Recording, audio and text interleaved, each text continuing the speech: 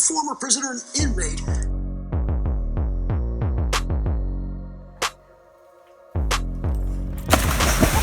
You did it. What are you doing, Guns? You bit the hell out of me. Wanna see you with your hands up. Going straight to the sky, let me see you put your hands up. Cause we do till we die and we on another level. I'm at New York City. To the rest of your body, got a piece of the pie. Told you once, told you twice that we only got one life. On the way to achieve success after prison, and he's going to share his story with us right now. Diamond shine, best at night. You wear yours, I'll wear mine. Go dumb tonight.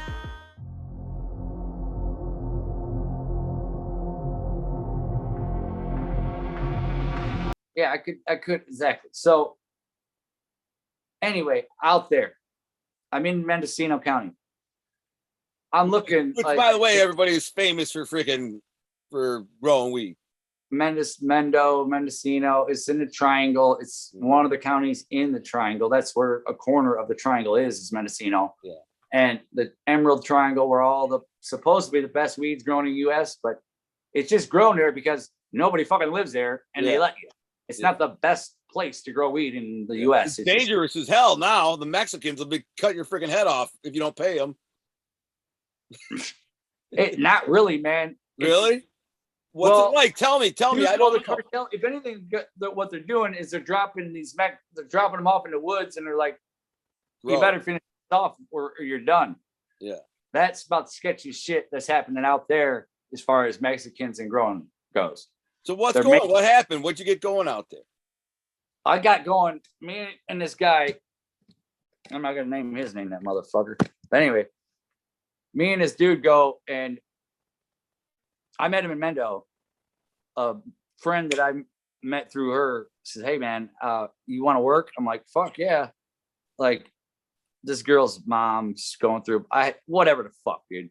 I wasn't working, and everybody knows I ain't milking off no fucking bitch. You know what I mean? I can't. You know what I mean? You can't let a girl fucking. That's just everybody. Any man knows this. So that was kind of the position I was getting myself into, and I'm like, dude, I cannot be letting this girl fucking float my fucking boat, right? That's not how I roll. And so I'm like, yeah, I want a job. And this is like, the first thing she was able or letting me to do because she needed me around or whatever the fuck.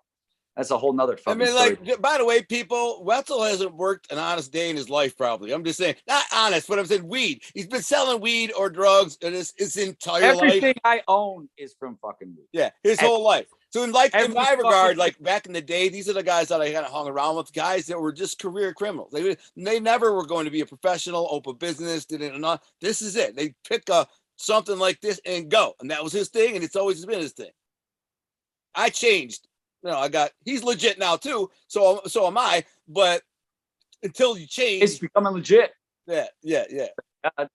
So go on. So go back to California. So what did you start going there? So I needed to. This dude asked me, "Hey man, you want to work for this guy?" I'm like, "Yeah." He goes, "I go, what does he need help doing?" He goes, "He just needs help cutting shit down." I said, "What do you mean? Just cutting shit down?" Like, yeah, you just cut it and, probably take it to wherever he dries it. And that's that. I'm like, okay, well, I could do that in like fucking couple hours. Not when I got over there. I couldn't. He had it in a privacy fence on a spot that I drove by like 100 times. I mean, I couldn't fucking believe it, dude. I'm growing these plants inside that are, every indoor weed, for the record, is better. I don't know. Well, it doesn't see weather, so it looks better. It's very pretty and undamaged. THC percentages, the sun, you can't fucking beat it. But I don't know what kind of point I'm trying to make here, but like indoor weed typically is better, isn't it? But as far as THC, it's not. Well, it just doesn't see the weather. Yeah. So, and it's mites. If an outdoor plant makes it, yeah, it's outside. It's getting beat on. It's getting too hot. It's seeing all these different There's mites temperature, and bugs and stuff like that. yeah, and seeing temperature fluctuations that you wouldn't have inside. I mean, there's some super. I'm pretty sure that the best ever was done inside. Yeah. But and that's just because of the temperatures and the environment, not But the because weed, of, but the sun is best for growing, right? yes, without a doubt. So if you could do both, use the sun and control the environment, Yeah. which all y'all need to listen to if you're in a game. And I know a lot of y'all are out there. That's key. You don't need the fucking sun. You can use lights, but the environment. I don't some grows have like really expensive ones have it's fenced in, and then they have a rollable roof that goes over the top. If a storm is coming or something, they roll the roof over. You know what I'm saying? And then The light. huh? Well, if it's just a roof and it makes it dark. Well, that maybe it's for a few hours just to keep it after the storm, let the So storm go by. Huh? Well, here's a theory. Here's another method. It's called light deprivation. Yeah. Everybody knows out there that Yeah. a handful of your people who watch, I'm sure, 12-12. Okay. Yeah. You make a greenhouse, you fucking pull a tarp over it every day at the same time, 12 hours, let the sun grow it and just you show it dark whenever the fuck you want. As long as you can keep that greenhouse at the right temperature, you can cover it up with something and make it dark. And the plant don't know no better, so it's gonna fucking start budding. Yeah. So you can control the environment and get free light. But you got to be in a place that you can get away with that shit. You know what I mean? And you can't really just do that anywhere, Well, California, Florida or something, maybe. Central America, Mexico. Get away with it in every state. Yeah, the desert. What I'm saying is, if you lived in Arizona out in the desert and you had water capabilities, you could grow good weed, I bet, if you had your own soil and your own. Oh yeah, dude. The sunlight out, they're growing hella weed out there. That's like the best spot ever. Nevada, Arizona. Just that whole Southern California, drier. Yeah. Right down that whole Southern California is the best place you could grow fucking weed, period. Because it never fucking rains ever. Like fucking ever. Ever. And so wait, we'll have to do a whole nother show about growing one day. Water. We'll do a full show on just growing. But for now, you're driving by this guy's place all the time. Then then he says you want to cut, and it's fenced in. You walk in there, and it's a gigantic outdoor grow. And how big? All they have 25 plants, but these plants are the fucking size of fucking Volkswagen Beetles, dude. Yeah. I shit my fucking pants. The stalks on them were like, 8 inches around, 6-8 inches. I shit myself.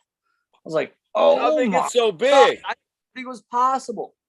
I mean, it was I've never seen anything, even in the magazines. I was like, what the fuck, dude? How tall was it? I mean, 15, 20 feet. 10. 10. I mean, and then, out there's so many people doing it, and it was accepted. I mean, the neighbor, he actually had to go down a long ass driveway to get to his place. He didn't drive right by it. But as I learned the area and got in the growing community, I was driving by a lot more than just his, and had no fucking idea. And am a grower. Yeah. So I'm like, how in the fuck, right? And yeah, dude, he must have had 400 pounds of weed.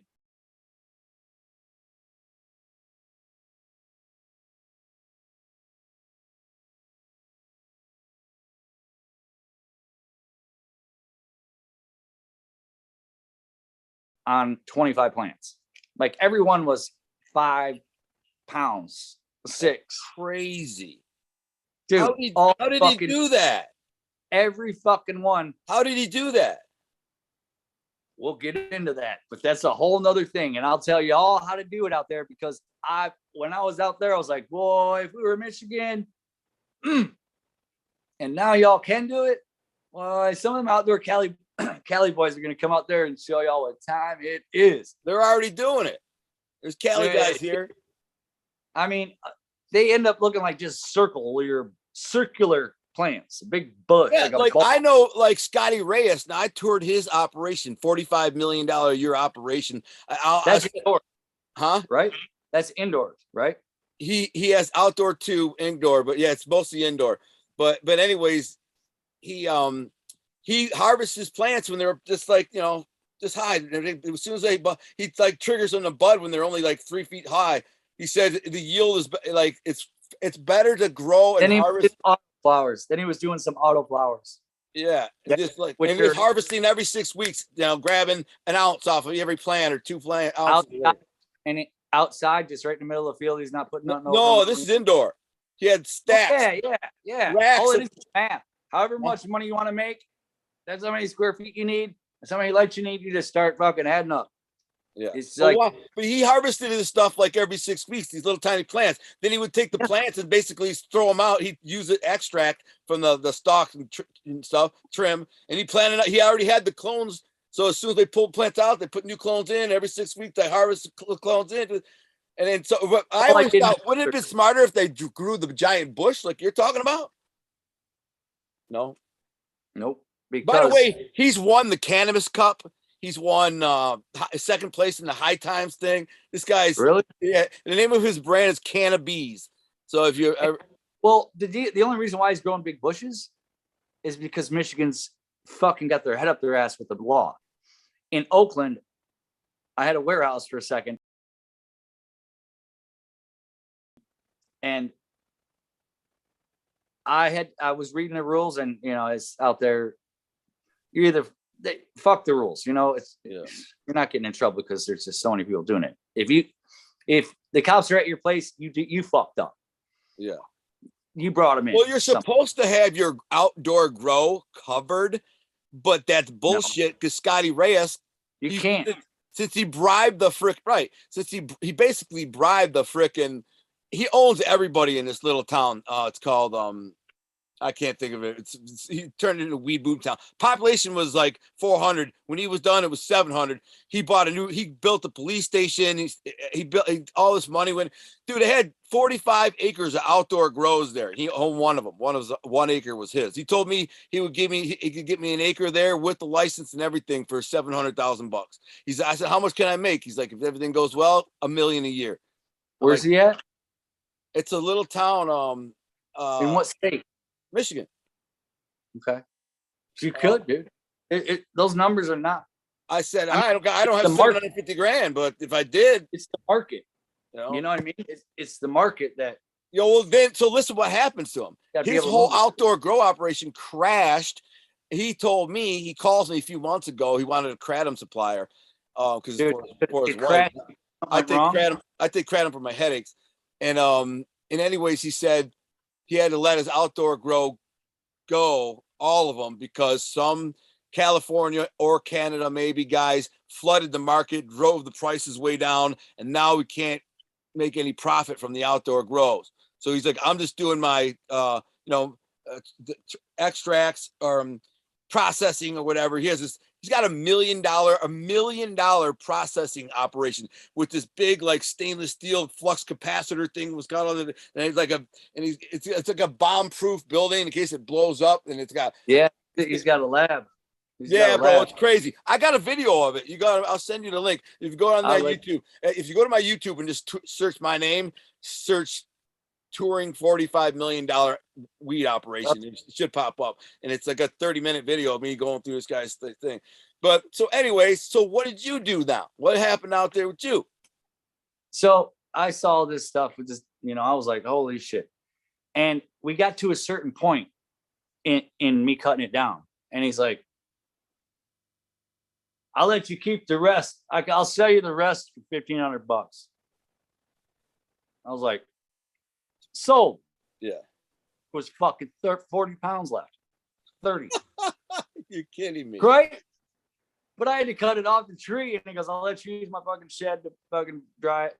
And, let basically I just been doing it with him for weeks now. Yeah. And he gave me the scraps. Yeah. Basically. I fucking got all of them together. I was out there like, I couldn't even fucking believe it, but I was out there like, getting money off them shit motherfuckers, Yeah. And it's not like you just cut the whole thing down and hang it up. I mean, you need a trimming. You need a warehouse to do that.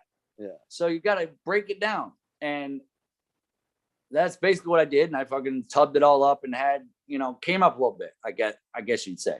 Yeah. But it introduced me to him. And, you know, I wasn't like, he obviously saw, hey, I'm not fucking around. I was there fucking 7 a.m, fucking cutting that shit down every day. You know, whatever. As soon as that sun come up, I was cutting shit down. And and he's like, you know what? Fuck Mendo. We can only do 25 plants here.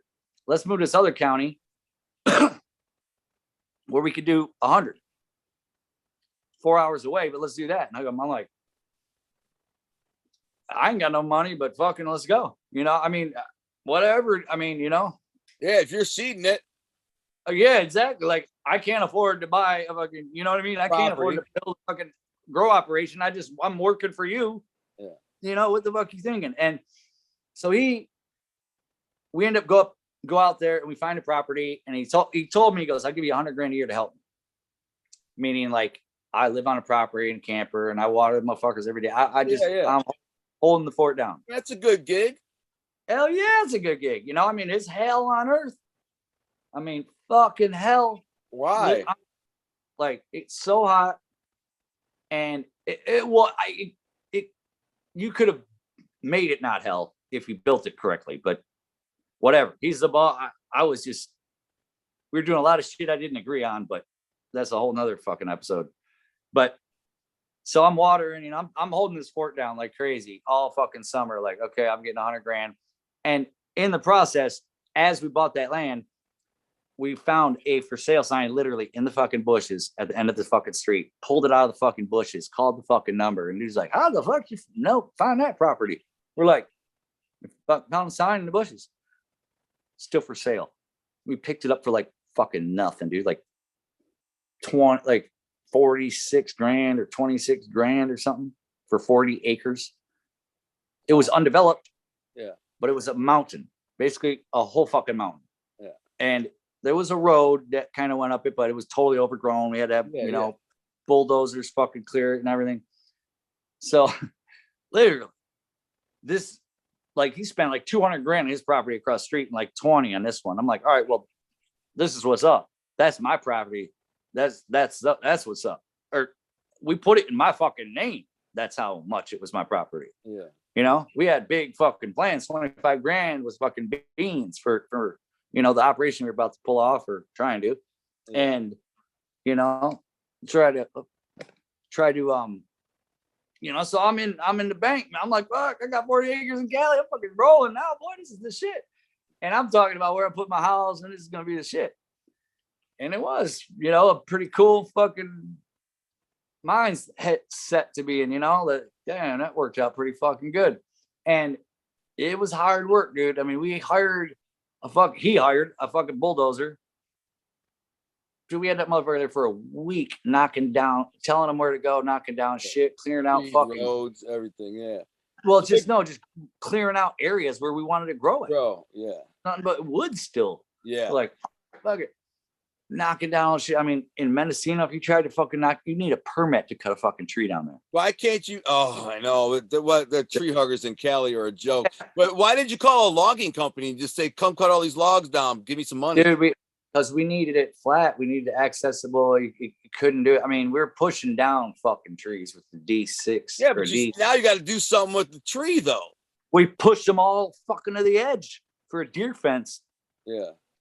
I mean, like, I'm talking a fuckload. We clear out 10 feet high 2 acre pile of wood, 2 acres square, and cut down a shit. I mean, he just shoved everything in. You had a 10-foot high freaking wall of logs. Bullshit. Yeah.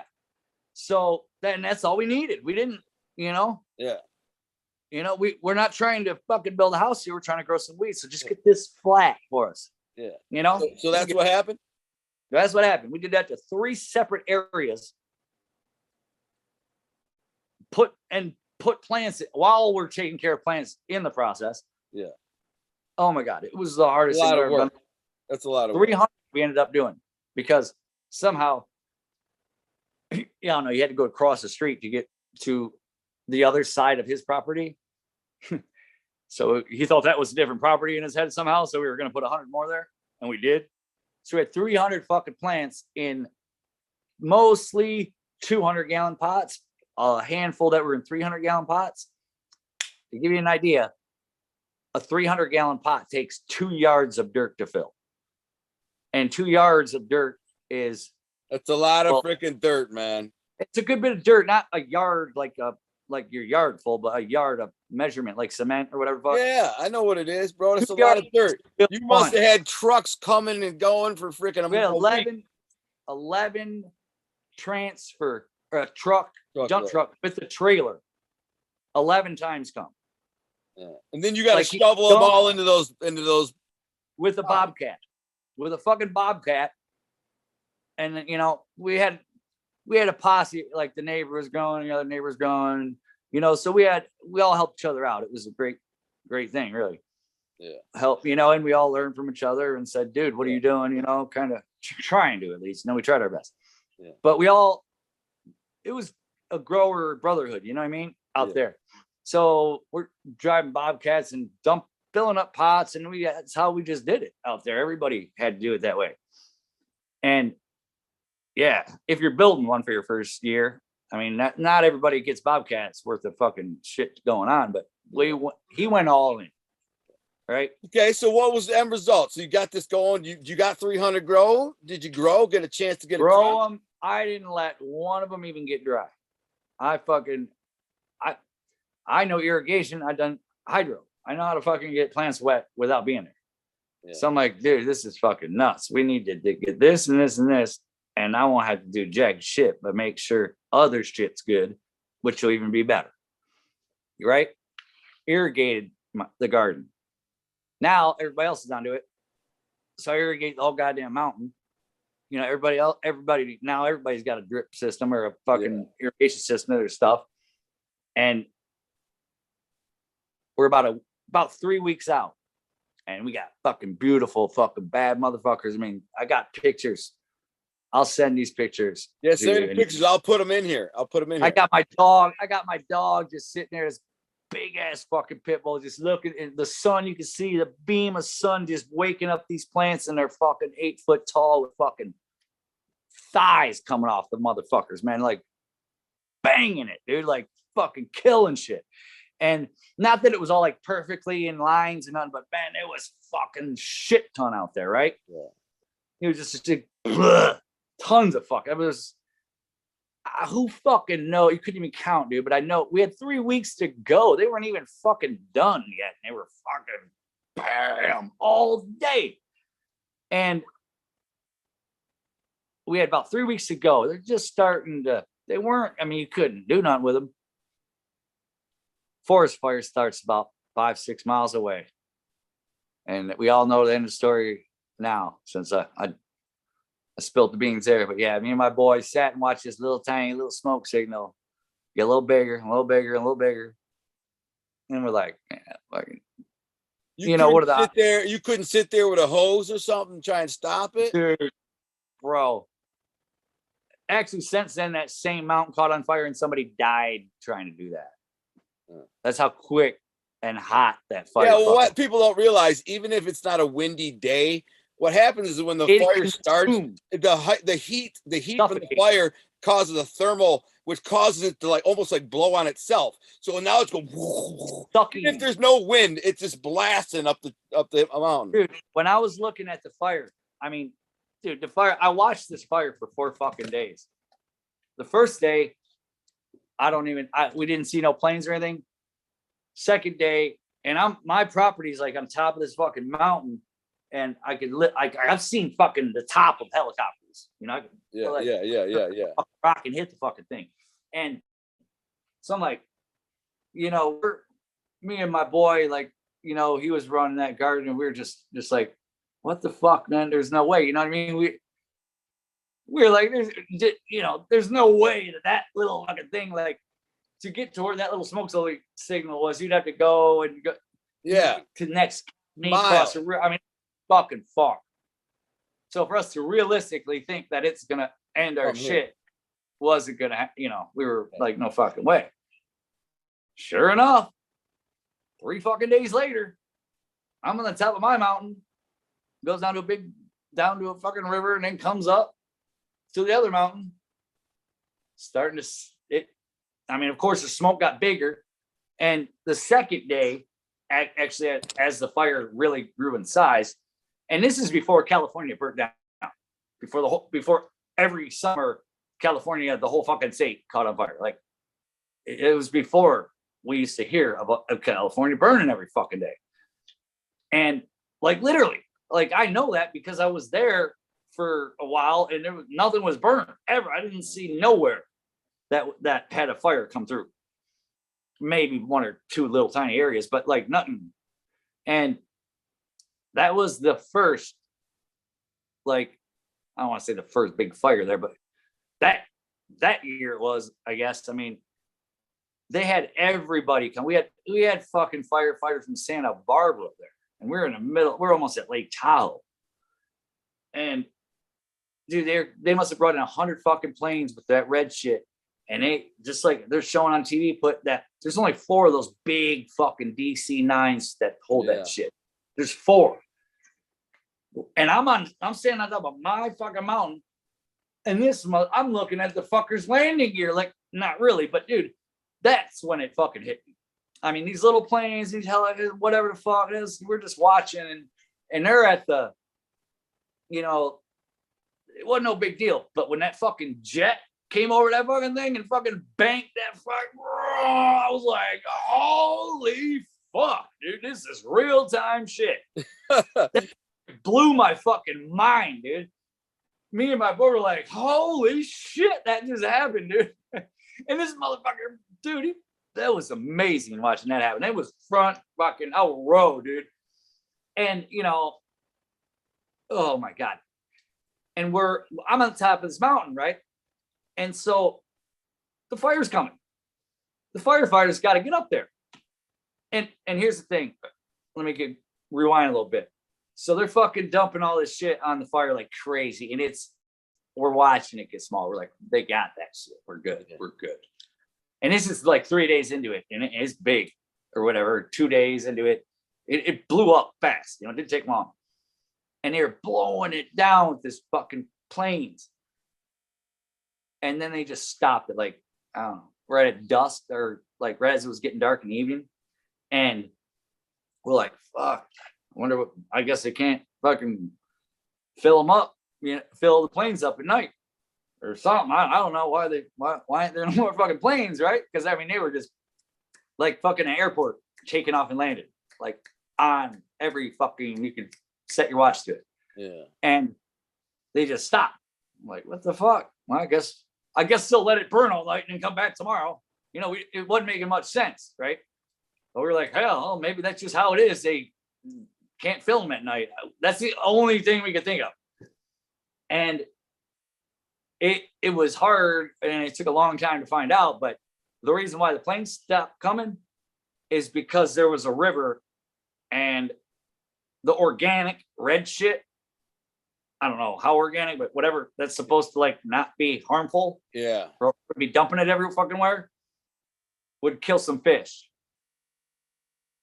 That's what the other county decided, or whoever the fuck decided. Who cares? Yeah. But somebody did, and the pilot was like, he landed his fucking plane and quit. Not that there was only one plane, but like, that call made the dude quit. At least one guy quit. You know, as soon as he landed, he's like, "You guys are fucking stupid. I can put out this fire. You're worried about some fucking fish. People are about to die." Yeah. I quit. You fucking idiots. Is what happened. That's the Department of Natural Resources. And people did die. People did die in that fire. That's horrible, man. Yeah, and the fucking fire department finally makes it up to. Was it? You guys lost though. What? So the fire department makes it up to you guys. But they can't. The fire department just rolls right up into my property, and I'm like, "What's up?" You know, I mean, we knew they were coming. You know. Oh, I got to stand up for a second. And we knew they were coming, so we're just kind of like, "What's up, guys?" You know, we had all this weed, and of course, if you read now, it's all over the fucking TV. People are kind of getting a grasp of what I really went through. I mean, that is no joke. Those people crying and devastated because dude, it is traumatizing. Were you able to get any weed out of it? Why didn't you cut some down? Because, dude, it wasn't like with we did get weed out. I mean, we had fucking, there's so much. I mean, I would have filled up a couple trucks. We didn't know, dude. The fire department was there for 4 hours. And I'm standing next to a guy, and just like you're saying, that fire gets so crazy, it's sucking wind. Yeah, it's super far away. I mean, it's like a half-mile away. And it's sucking air from there. And our shirts are fucking going like this. Because it's stuck. He goes, and we're looking up, and the cloud is going behind us. Yeah. So it's and coming we're like, your way. So you know it's coming your way. Well, I mean, yeah, the wind's feeding it, and the cloud is the wind, above it is going. The wind is blowing it your way, but the fire is sucking oxygen towards it. Directly, it's flapping our shirts. It's making. I get it. How big of a fucking fire, and the firefighter was like, "Whoa, I've never seen no shit." I'm like, dude, me neither. It's my first time. I'm like, you know what I mean? Like, is this? What do we do? Yeah, or like the shirt lab. He's like, he's tripping because of that. Yeah. You know, I had no fucking idea. You know, I don't know how big of a fire, is going to do that. It's the first time I've been in that situation. So what'd you guys do? What happened? Well, we sat there for 4 hours, not just me and one firefighter. Where we lived, it was like a handful of properties, but you had to go up this little fucking road that you couldn't even turn a fire truck around on. Like we drive, if you ran into another car, like two Hondas coming, you slow down, you're still almost hitting mirrors, and then you can go. I mean, but you could barely fit two cars, but you have to be. Most of the roads where I live are like that. You can't fit two. You can only fit one. It's just if you run into a car in front of you, somebody's got to back up or something because you ain't can't go around. Big when you trying to get something delivered and a truck has to go up there. It's just like a big fucking pain in the dick if somebody's on their way up or down. Anyway, they redid it. I guess I ain't been there in a long time, but I still talk to a couple boys that are still on the hill, and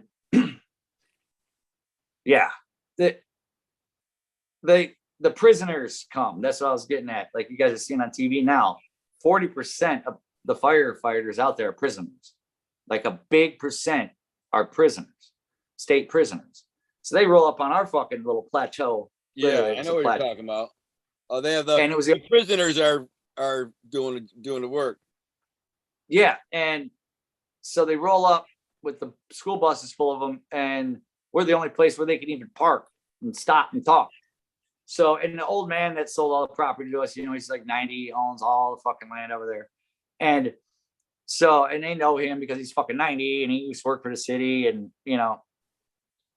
they knew whatever the fuck. He was Grandpa. You ain't getting past Grandpa's house unless he lets you. And we're allowed past Grandpa's house because we got property. And that was headquarters, dude, straight up. It ended up being like the headquarters for the fucking fire. And because that's the only place they could even meet up. And so they're meeting up, figuring out what to do. And we're just like, dude, what the fuck? What are you going to do? I mean, for us to even water our shit, just to keep our plants alive, they're fucking sucking out of the ground through a well and had to put it in these big, huge tanks and store it. It's not like we had a spigot or anything. We're in the fucking middle of nowhere. We had no power. We had to use generators for electricity. I mean, that's fucking brutal. And so, we're thinking that we're safe. The fire department's here. We're good. Right? No. We just or they didn't know what the fuck they're doing either. Because if we'd have known, we'd have to leave. As soon as they got there, we'd have started moving shit around. I would have got my computers out of my fucking, this trailer that we kept for just things. I would have got my computers and my fucking, all my tools and a lot of shit that I wanted to have out. No, we got to go right now. Like right fucking now, guys. We're like, what the fuck you talking about, dude? We were just talking about you. I don't give a fuck about the trailer. Make sure the fucking crap don't burn. That's the conversation I'm having. Right. Like, fuck the trailer, dude. Just make sure that shit is good. Yeah. you know, and he gets it. And I'm like, and then all of a sudden we got to go. I'm like, you got to be fucking kidding. Well, what the fuck? You know, what are we going to do? Me and my boy, we fucking get up, you know, we had quad like a horse, dude. I mean, you have to have one, right? I mean, literally, it's like your horse. It's fucking a weird. Of course, quads. I got one. I got one. It's a weird relationship you gain with one. Your quad? I use it for everything. Yeah, exactly. And so he had one too, you know, so we rip over it, even though the fire is nobody was telling us not to go anywhere, but we're going to evacuate or you're going to die. Yeah. You know what I mean? And, you know, me and my boy go back to his property after we moved all the dirt bikes, and, you know, we were just riding doubles, moving shit, fucking filling up grandpa's barn with shit, because we know that shit ain't going to burn down because that's headquarters, you know?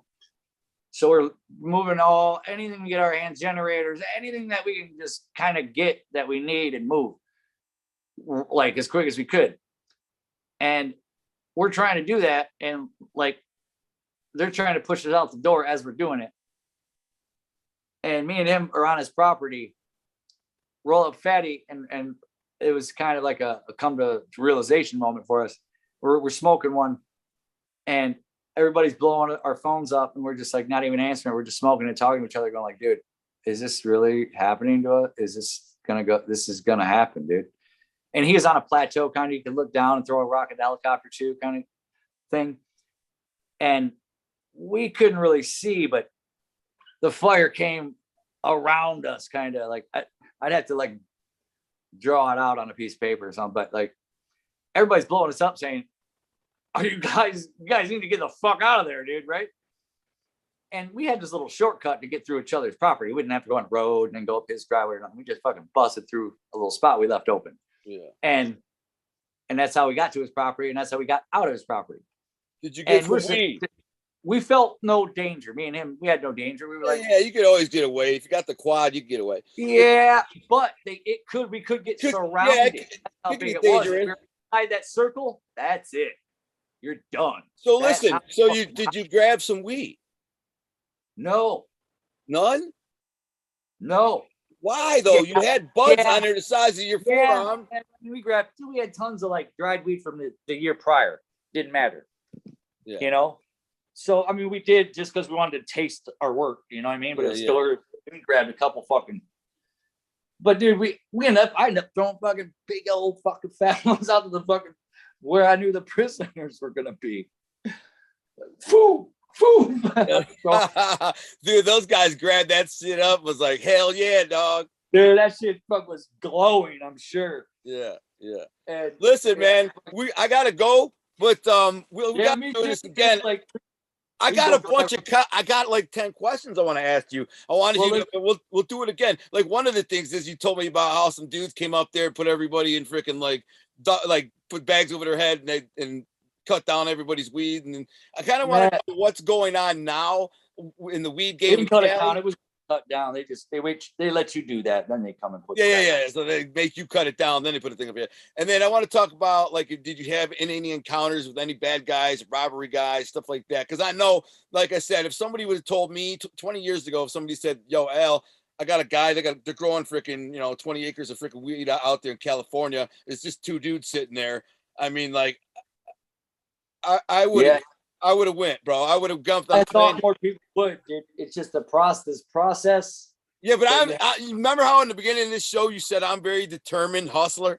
Like, anything I do, I put my mind to, I do it. Remember you said that? Like, if somebody said, "Listen, we could go snatch up $100,000 worth of weed like nothing," I wouldn't have killed you. I would have just walked up with a gun, duct tape your legs, arms. Like, I mean, put it this way: you couldn't have done $100,000 worth of weed is like 100 pounds. Yeah. 100 pounds is like. It's a lot of cutting and growing. Yeah, you're right. I would have learned. 2 U-Hauls. And then I would have tried to get it. I would have tried to get it to where a point where, I mean. You'd have to get it when it's done and come up. Yeah, exactly. And try to get it when it's done. That's the story we're getting at. Yeah, that's how they get robbed. They don't get robbed during the growing season. They get robbed after it's done. That guy's setting them up with robberies, fake money, whatever. It's just so So those are the stories. When I come back and the next time we do it, we can do another show in a couple days, whenever. For sure. But I want to hear about a couple of those stories that you know about, where guys got freaking robbed, where guys got freaking set up. And ask your people if they're, if they want to know about that shit, because there's endless shit. Yeah, they do. They want to hear that. I want to hear that. They want to hear it. Like, because I know there's stories. Every guys tell they love hearing it, but dude, it's like I'm like, you it's guys an ugly won't game. believe this one. Yeah, it's an ugly game. And guys, they're like, okay, guy says I want 100 pounds. They set everything up. Who's the guy with the money? This guy's he's gonna bring me the money. Yeah, he's gonna. Next thing you know, the guy brings the money. But you see, maybe the guy who's the middleman who brings the money just freaking goes up the mountain and never comes back. He goes up the mountain, takes the 100 up. Maybe he takes the weed and the 100 and disappears on both guys. You know what I'm saying? Any little hustle or any craziness like that could ever be thought of as happened. They've done it. Yeah, I know. Over. Oh, yeah. So save that for next time, Wetzel, man. It was a joy. It was a joy talking to you. It's nice talking to somebody from the old neighborhood and hustler. You've been on the grind your whole life, bro. You're still on the grind. I still am. And that's the point I want to make. It's ugly business. It is. I've been able to maintain my position in this and stay alive because I don't do dirty shit. Yeah. And it is just that's why, man, is that people trust me in the game, and that's why I'm invited to places like that and get into situations like that, is because I didn't really fuck, never really fucked nobody over. Yeah, you're not grimy. It's the thing. Yeah, so that's kind of. I was grimy. Well, so not with guys like you. But if you got to do it, you got to do it, man. It's just random guys. Guys in the neighborhood. You've known a bunch of guys in the neighborhood. You find, dude, it's for like there was a handful of mob groupies, right? And they found out that I was, connected, and they thought that was all intrigued, and they're like really scared of the mob. And they think, oh man, it's the mafia. I know this guy and that guy. I heard he's this, that, and guy. That once that guy had that fear in him of the mob, then I could shake him down, because then I could be like, listen, they know you're moving weight. You got to pay now. You know what I'm saying? And that would be that. And if they gave me any guff, I'd freaking punch him in the mouth and pull a gun. But anyways, guys like that, and that's grimy. That's part of the game.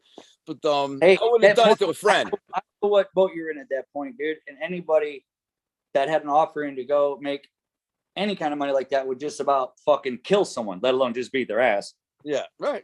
But I never did it to friends. I never did it to a friend. Never did it to you. Never did it to any of these guys. I may have charged an exorbitant price to some of the crew and back in the day on the front tip, but I never extorted you guys. I never hurt nobody. Never punched nobody. Never nothing. No, and that's what I'm saying. I mean, dude, there needs to be guys like that.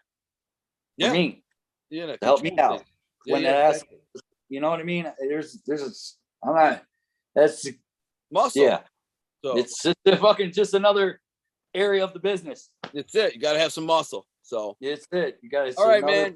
Listen, we'll do this again. I know you're semi-retired, but we'll do another show in the near future. Maybe next week we'll record another one. So if you think about some crazy, grimy weed game stories doesn't matter, you can go all the way back to Detroit. I'm sure you've passed a lot of stories from Detroit. This stewed up a bunch of old stories that I haven't told in a long time, and weed stories. Time. We'll just call it. That's what we'll call it. Freaking Wetzel's weed stories, man. As I know. There we go, man. Because there's oh my god, we got some. I know, because we're just giving a broad spectrum, but now we can go back and talk about specific little weed deals and like crazy stories. And I know you got a million crazy ones, man. So. And this is our first time, but this is good. It got me out of my world for a minute. And man. Thanks, man. Thanks for coming on, bro. You. We'll do it again soon, brother. Thanks for coming on. And think of some good ones, and we'll be out. All right, everybody else, if you haven't liked the video, by the way, I always tell people to like the video at the end of the show. If you haven't liked the video, please like the video. And if you like this type of content, share it, tell a friend, tell anyone else. We're going to do some more shows about the weed game, and we'll be back next time. God bless. We out. Former prisoner and inmate.